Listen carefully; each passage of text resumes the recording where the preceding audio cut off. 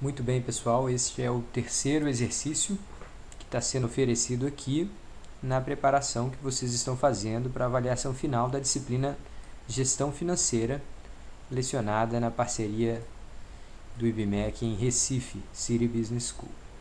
Tá, aqui nessa questão 3 nós temos o seguinte enunciado. Discutimos em sala, vou aumentar um pouquinho aqui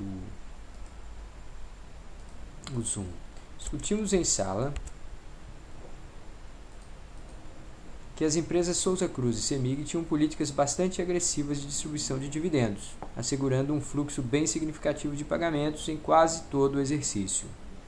Mais adiante, verificamos que os betas do modelo KPM calculados para ambas empresas era muito baixo, 0,32 e 0,39, respectivamente. Há alguma relação entre as políticas de dividendos e os coeficientes beta? Qual? Ora, antes da gente resgatar aqui a equação do KPM, vamos verificar aqui no site Econoinfo que, de fato, aqui é o caso da Souza Cruz, a gente vem aqui a seção beta com Ibovespa de 12 meses, então calculado para os últimos 252 dias, um ano, dias úteis, né? O beta para aquela empresa. E a gente achou 0,3237 aqui. No caso da CEMIG, vem aqui beta para 12 meses, 0,3958. Por que a gente optou por esse beta calculado nos últimos 12 meses?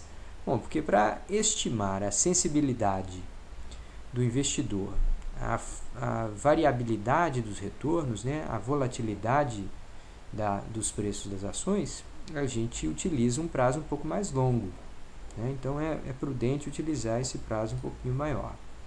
Tá, então a gente encontrou números realmente baixos.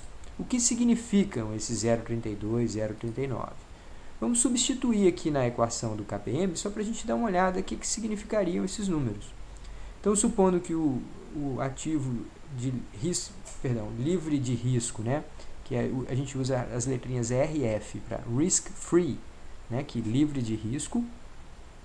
No Brasil, a gente tem a aplicação em títulos da dívida pública. Então, digamos que o retorno pago em títulos da dívida pública seja em torno de 8% ao ano.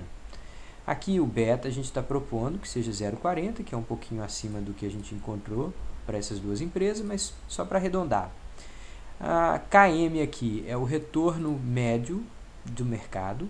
Então, a gente fazendo aqui uma média meio intuitiva dos retornos pagos pelo Ibovespa nos últimos 12, 15 anos, a gente encontraria algo em torno de 12, 15% ao ano, e subtraindo de novo da taxa de livre de risco, que é o RF aqui.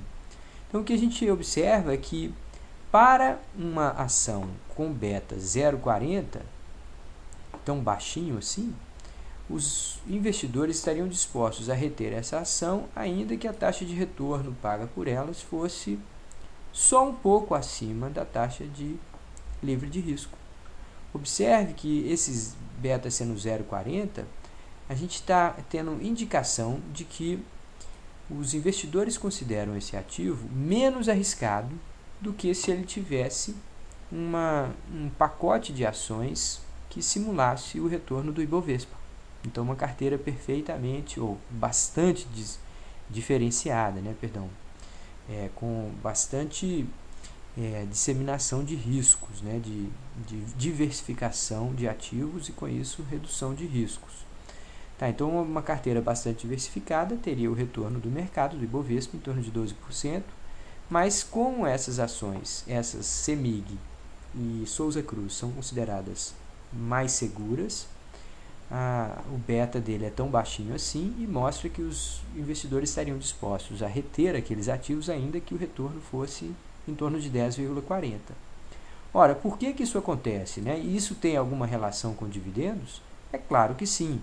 Essas duas empresas, elas vêm há muitos anos consolidando uma imagem junto aos investidores de segurança, porque faça chuva ou faça sol, todo ano, praticamente a cada todo trimestre, todo o fluxo de caixa livre gerado, descontado lá determinadas despesas fixas, é distribuído para os acionistas.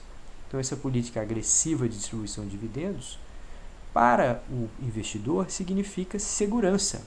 Ele vê como muito pequena a probabilidade ele não reaver a aplicação que fez naqueles ativos.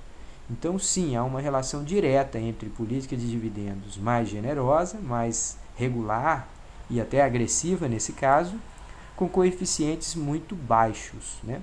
Então, o risco associado a uma aplicação nessas duas empresas é considerado baixo e, portanto, o coeficiente beta delas é bem baixo. Então, quanto mais dividendos, betas tendem a ser menores, ou quanto mais regulares e mais previsíveis são as distribuições de resultado, menos risco o investidor associa àqueles ativos.